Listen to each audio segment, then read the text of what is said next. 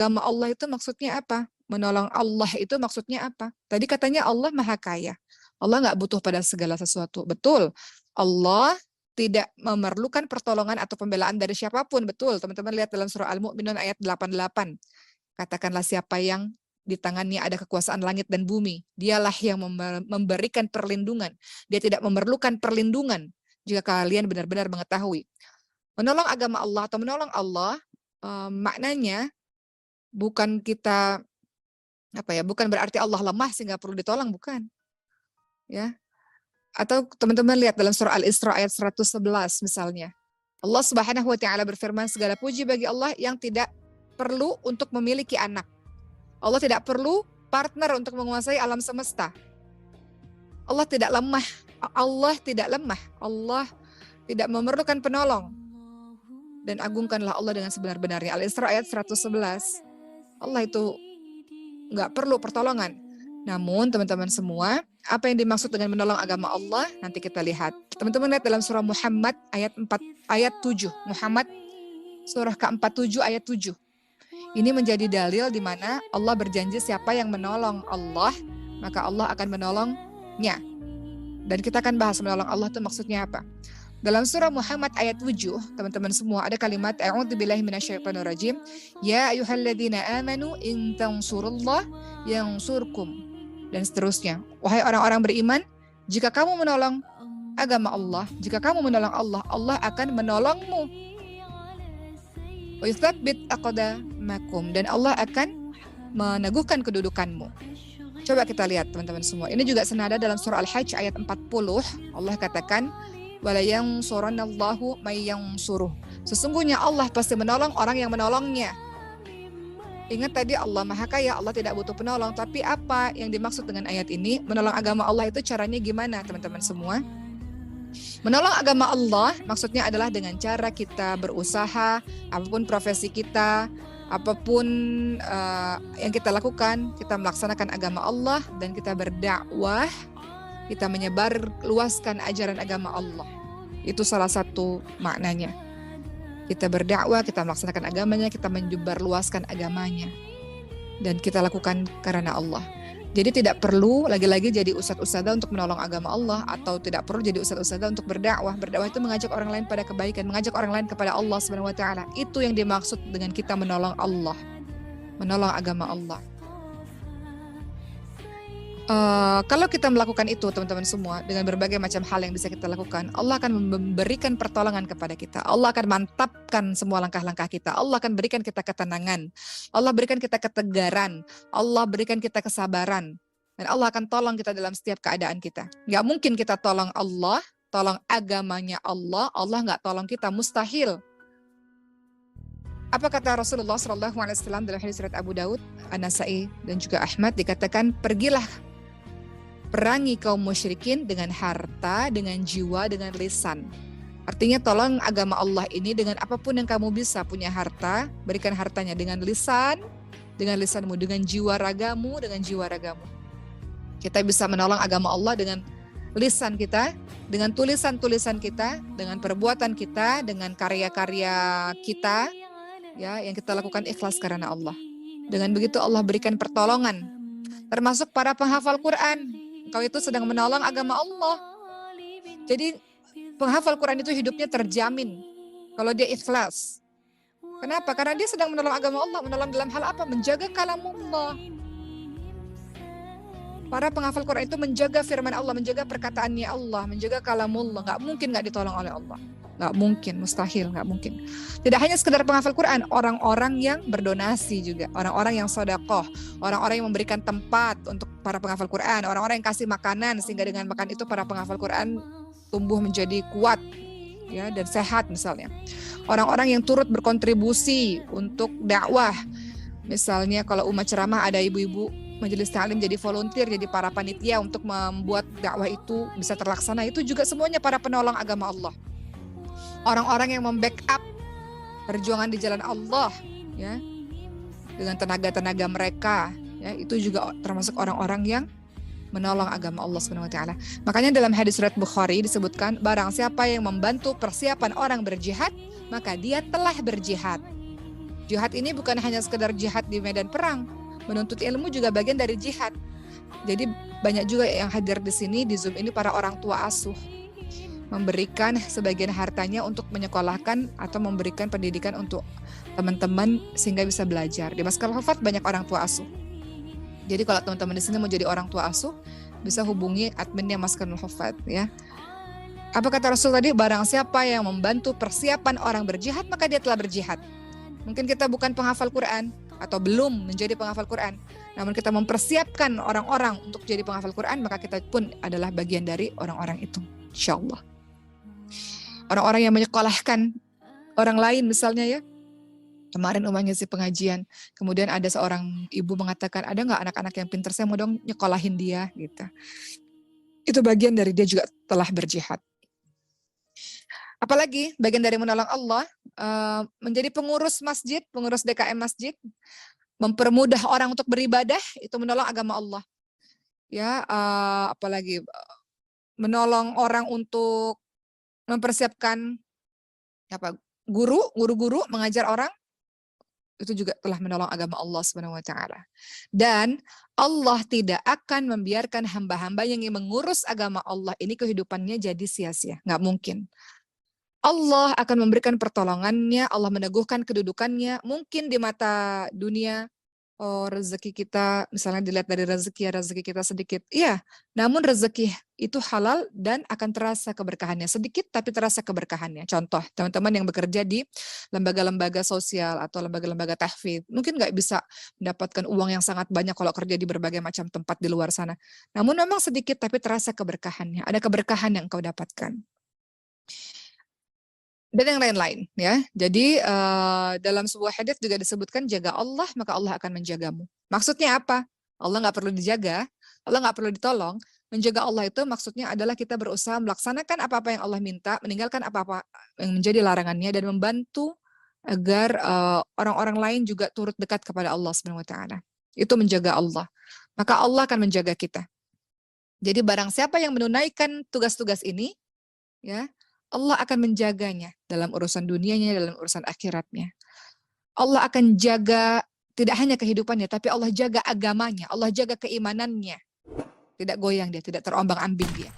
Coba kita lihat contoh teman-teman semua, bagaimana ketika Allah menjaga kita setelah kita menolong agama Allah. Terlihat pada Nabi Yusuf alaihissalam. Nabi Yusuf alaihissalam itu nabi yang tampan, dan di suatu ketika di dalam satu ruangan ada Zulaikha. Nabi Yusuf tertarik pada Zulaikha itu, pada wanita yang cantik itu. Zulaikha menggoda Nabi Yusuf dan Nabi Yusuf tertarik. Nggak ada orang di situ teman-teman semua. Nabi Yusuf juga bukan berada di negerinya. Bisa saja melakukan apapun di situ. Namun Allah menjaga Nabi Yusuf. Allah memelihara nafsu syahwat ya, Nabi Yusuf alaihissalam. Sehingga Allah memelihara agamanya juga. Sehingga ini jadi contoh untuk kita semua. Kita ini nggak ada yang sempurna. Kita banyak salahnya, banyak dosanya. Kita kadang-kadang memperturutkan hawa nafsu kita. Namun barang siapa yang menolong agama Allah dengan berbagai macam jalan tadi, Allah tolong dia di saat dia begitu lemah. Kadang-kadang nih teman-teman semua ya, kadang-kadang ada orang-orang yang senang pada akhirnya melihat sesuatu yang tidak seharusnya dia lihat, menonton film-film atau menonton tayangan yang dia kecanduan dengan tayangan pornografi misalnya. Tapi kalau dia tolong agama Allah, Allah mudahkan untuk dia bisa meninggalkan itu. Allah buat dia Allah jaga dia, walaupun hawa nafsu bergejolak, Allah jaga dia. Contoh, di sini banyak anak-anak muda ya, usia-usia yang mau dekat dengan lawan jenis. Ketika dia tolong agama Allah SWT, Allah tolong dia. Allah buat dia berbagai macam, Allah kasih penjagaan untuknya. Nabi Muhammad contohnya ketika masih muda, beliau ada lewat di satu tempat dan kemudian mendengar acara-acara hiburan. Beliau mau datang ke situ, mau lihat itu. Anak-anak muda berkumpul di situ di acara hiburan itu. Tapi Allah jaga Nabi Muhammad. Dengan cara apa? Allah tidurkan Nabi Muhammad SAW hingga Nabi Muhammad tidak hadir dalam acara-acara itu. Begitu pula dengan kita. Jadi kalau engkau tolong agama Allah dengan apapun yang kau bisa, apapun, dengan lisan kau, bahkan sekedar posting tausiah gitu ya, atau posting ayat misalnya, atau kita melakukan kebaikan lah, apapun itu, Allah akan tolong kita. Kembali kepada kisah Nabi Yusuf tidak terjebak dalam godaan Zulaikha. Kenapa? Allah menjaga dirinya. Allah menjaga keturunannya Nabi Yusuf alaihissalam. Teman-teman lihat dalam surah Ar-Ra'd ayat ke-11 ya. Bagi orang-orang yang saleh seperti ini, ada malaikat-malaikat yang selalu menjaganya bergiliran. Dari depan, dari belakang, malaikat menjaganya di seluruh sisinya. Mereka menjaga orang-orang saleh itu atas perintah dari Allah Subhanahu wa taala. Orang-orang ini yang tidak hanya hidupnya memikirkan diri sendiri, tapi juga memikirkan orang-orang di luar sana untuk lebih dekat kepada Allah Subhanahu wa taala. Kita tolong agama Allah, Allah pasti tolong kita. Cerita sedikit dari Uma mungkin pernah cerita kepada teman-teman semua di sini. Pernah pada suatu ketika Uma harus ceramah di suatu tempat dan itu ribuan orang. Sementara 2 anak Uma sakit demam tinggi dan harus dibawa ke rumah sakit pada saat itu. Tentu sebagai seorang ibu mengkhawatirkan anaknya. Uma waktu itu agak dilema, gimana nih anak saya memerlukan saya, anak saya dalam keadaan yang perlu ke rumah sakit dan nampaknya ini bukan penyakit biasa. Namun guru Uma mengatakan, oke, pergilah bertausiah. Pergilah untuk ceramah, tidak mungkin kita menolong agama Allah, Allah tidak menolong kita. Tidak mungkin kita mengurusi umat, Allah kemudian meninggalkan keluarga kita. Engkau ngurusin orang lain, ngurusin umat, istilahnya ya, maka Allah akan mengurusi anak-anak kita. Begitu pula dengan kita teman-teman semua. Ya, kalau kita mengurusi hambanya Allah, Allah akan mengurusi kehidupan kita. Termasuk nggak usah susah-susah mikirnya. Kita mengurusi ibu kita misalnya. Kita mengurusi ibu kita, Allah akan mengurusi kehidupan kita. Kemarin, teman-teman sekalian, ini mah cerita ya, karena sudah mau akhir. Umas, Dr. Cindy dan Ricis, kita punya program di TV, di Trans TV, program baru setiap hari Sabtu jam 5:30 sore. Kita pergi ke berbagai macam tempat, salah satunya Panti Jompo kemarin, episode kemarin yang belum tayang. Di Panti Jompo itu teman-teman semua tentunya berbagai macam kesedihan, kesepian dari mereka, sehingga akhirnya Uma mau sampaikan ini kepada teman-teman semua. Ada masa di mana kelak kita merasa sangat lelah kalau sudah punya orang tua yang sudah sangat tua, karena orang tua yang sudah sangat tua itu jadi kembali seperti anak-anak ya. Kadang-kadang dia marah, dia cepat tersinggung. Misalnya beliau juga sakit, kita mengurusi. Sehingga kadang-kadang kita susah membagi waktu dengan diri kita sendiri. Padahal kita juga punya kehidupan, mungkin kita juga punya keluarga, mungkin kita juga punya kerjaan. Sehingga ada sebagian anak-anak yang akhirnya sayang sama orang tua, tapi gak bisa untuk merawat orang tua saking sibuknya dirinya, gitu ya, atau punya keluarga dan sebagainya. Ini juga terjadi di Panti Jompo itu ya teman-teman semua. Salah satu alasan kenapa mereka meninggalkan ayah ibunya di Panti Jompo itu karena kesibukan yang luar biasa. Mereka nggak bisa untuk mengurusi ayah ibunya. Atau mereka merasa kerjaannya jadi susah karena mengurusi ayah ibunya. Namun ketahuilah teman-teman semua, kalau kita ngurusin orang lain saja, Allah akan ngurusin kita. Apalagi kalau kita ngurusin ibu kita sendiri. Maka terjamin kehidupanmu insya Allah. Allah katakan tadi, Allah teguhkan kedudukanmu. Nggak mungkin Allah akan membuat kita susah kalau kita ngurusin hamba Allah. Yang paling berhak kita urusin adalah orang-orang terdekat kita, kerabat-kerabat kita, orang-orang yang punya hubungan darah dengan kita. Sebagaimana orang tua kita didik kita atau merawat kita dari kecil, kita pun juga begitu. Jadi orang-orang yang senantiasa menolong agama Allah artinya luas ya teman-teman semua. Menolong agama Allah itu termasuk juga menolong hamba-hambanya Allah. Maka Allah akan tolong dia, Allah akan teguhkan kedudukannya. Allah akan kirimkan berbagai macam malaikat yang bergiliran menjaganya agar dia kalau mau buat buruk ditahan ya. Allah lindungi dia. Begitulah teman-teman sekalian, jadi kita tahu bahwa tidak ada yang lebih penting dari hidup ini selain kita punya kedekatan dengan Allah Subhanahu wa taala. Kenapa? Karena Allah yang memiliki kita. Allah mengenggam langit dan bumi, Allah memegang semua urusan-urusan kita. Kalau kita dekat sama Allah Subhanahu wa taala, maka Allah akan menguraikan, Allah akan memberikan jalan keluar atas semua urusan-urusan kita. Masalah kecil akan terasa sangat berat kalau kita tidak libatkan Allah. Betul ya? Hidup kita ini kadang-kadang cuma masalah kecil, tapi karena kita lupa libatkan Allah terasa berat sekali. Namun ketahuilah masalah berat sekali akan terasa ringan kalau kita libatkan Allah. Kan Allah yang kasih masalah itu. Allah gampang sekali bisa berikan jalan keluar. Ya. Dan teman-teman semua yang bisa menenangkan hati kita Allah. Yang bisa membolak-balikkan hati kita Allah. Kemarin ada seseorang yang datang mengadukan, kenapa ya hati saya kok nggak tenang, saya gelisah, kenapa ya? Apa yang harus saya lakukan? Saya nggak tahu alasannya kenapa, misalnya begitu. maka yang bisa menenangkan hati adalah Allah. Manusia ini perantara aja untuk menenangkan hati orangnya, perantara aja. Tapi yang bisa menenangkan hatinya adalah Allah. Yang bisa membolak-balikkan hatinya adalah Allah. Orang sakit gampang bagi Allah. Kata dokter nggak bisa sembuh, Allah kata sembuh, sembuh. Ya, terjadi semua kemudaratan atas izin Allah. Hilangnya kemudaratan pun karena izin Allah. Ya, oleh karena itu kita harus takut kalau kita nggak ditolong oleh Allah. Teman-teman semua, sedikit renungan. Seringkali kalau kita menghadapi masalah, kita sibuk dengan selain Allah.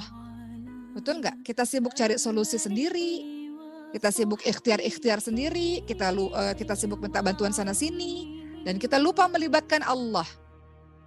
Padahal kalau kita melibatkan Allah SWT menjadi ringan. Sebagaimana dalam surah Al-Baqarah ayat 156, ya. Ada kalimat alladzina idza asabatuhum musibatun qalu inna lillahi wa inna ilaihi raji'un. Ya. Ada beberapa kalimat yang diajarkan dalam Al-Qur'an sehingga kita tahu bahwa dalam hal sekecil apapun libatkan Allah. Dalam surah Al-Baqarah 156 dikatakan apabila ada orang-orang yang ditimpa musibah, ucapkan inna lillahi wa inna ilaihi raji'un. Jadi jangan sibuk cari pertolongan ke sana kemari, jangan sibuk posting di sosial media ke sana kemari, jangan sibuk dengan mencari jalan keluar sendiri. Libatkan Allah, ucapkan innalillahi wa inna ilaihi raji'un. Innalillahi wa inna ilaihi raji'un bukan hanya untuk orang-orang yang meninggal saja. Innalillahi wa inna ilaihi raji'un artinya apa? Sesungguhnya kami milikmu ya Allah, dan hanya kepadamu lah kami kembali. Arti kata lain, ya Allah sesungguhnya apa-apa yang ada pada diri kami bukan punya kami ya Allah. Kami hanya dititipkan saja olehmu, maka ketika engkau mengambil ini, maka buat hati kami redha ya Allah, buat hati kami tenang ya Allah. Begitu ya teman-teman semua. Kan dalam kehidupan ini ujian kita banyak ya. Dalam surah Al-Baqarah 155, walanabluwannakum bisyai'in minal khaufi wal ju'i wa naqsin minal amwali wal anfusi wath thamarati wabashshiris sabirin. Allah uji kita dengan ketakutan, kekurangan harta, kekurangan jiwa, kekurangan buah-buahan. Allah uji kita dengan kehilangan, kesakitan, ketakutan, kepayahan. Namun katakan innalillahi wa inna ilaihi raji'un. Gak apa-apa ya Allah. Engkau kasih berbagai macam hal kepada hidupku, gak apa-apa ya Allah. Aku akan baik-baik saja. Hanya saja berikan aku pertolonganmu wahai Allah.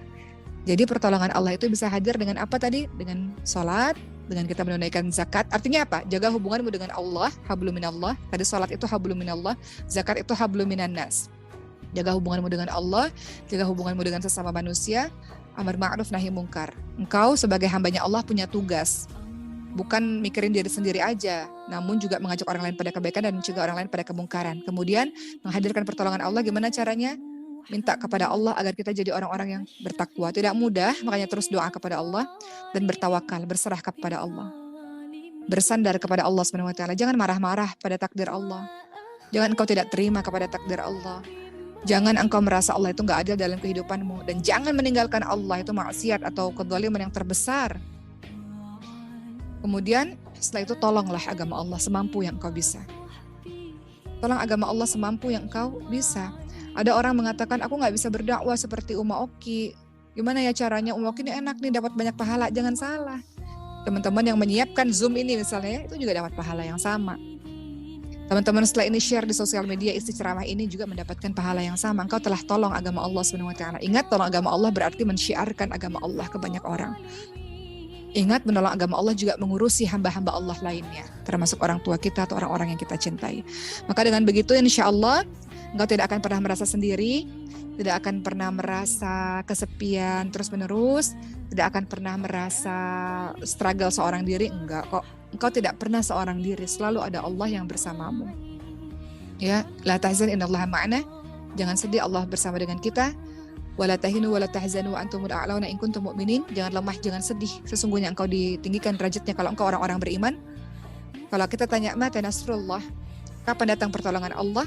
Sesungguhnya pertolongan Allah sangat dekat bagi orang-orang yang menolong agama Allah Subhanahu wa taala dan mengerjakan hal-hal yang tadi.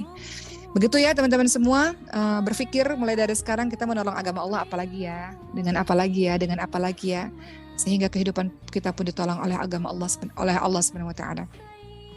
Sebagai penutup terakhir sekali mau cerita, mungkin ini sudah didengar oleh banyak teman-teman. Naskah Al-Fatih itu mayoritas gratis kan, teman-teman semua, beasiswa. Naskah Al-Fatih memberikan pendidikan full beasiswa untuk teman-teman khususnya yang yatim piatu, duafa dan yang berprestasi. Dan bagaimana cara Allah menolong kehidupan menolong kehidupan saya. Anak-anak saya juga sekolahnya gratis, digratiskan oleh pihak sekolah. Entah bagaimana campur tangan Allah, tiba-tiba Allah takdirkan anak-anak saya sekolah di international school dan semuanya gratis.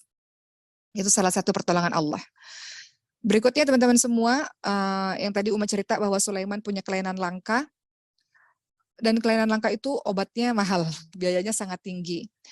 Kemudian Uma terlibat dalam sebuah komunitas, dan Uma senang kalau berkumpul bersama mereka, semampu yang Uma bisa lah untuk berkumpul bersama mereka. Bagaimana Allah menolong kehidupannya Sulaiman? Sulaiman berobat juga gratis loh teman-teman semua. Jadi kadang-kadang kalau diukur pakai matematikanya manusia, kayaknya nggak mampu deh. Gimana cara yang ngobatin? Duitnya mahal, segala macam. Sekolah juga zaman sekarang juga mahal. Tapi ternyata Masya Allah, Allah menolong kehidupan kita. Itu hal kecil lah yang Uma rasakan dalam kehidupan Uma dan kehidupan banyak teman-teman di pesantren Maskal Hufad. Mudah-mudahan teman-teman semua jadi orang-orang yang senantiasa bersemangat dan istiqamah dan ikhlas. Itu yang paling penting. Kita tolong agama Allah dan rasakan berbagai macam pertolongan Allah dan kemudahan Allah dalam kehidupan kita. Insya Allah. Terima kasih semuanya. Ingat hari Jumat banyak-banyak ibadah kepada Allah, banyak melakukan pengabdian untuk agama Allah, banyak menolong agama Allah, ya teman-teman semua. Dan kita ketemu lagi Jumat depan insya Allah. Terima kasih. Assalamualaikum warahmatullahi wabarakatuh.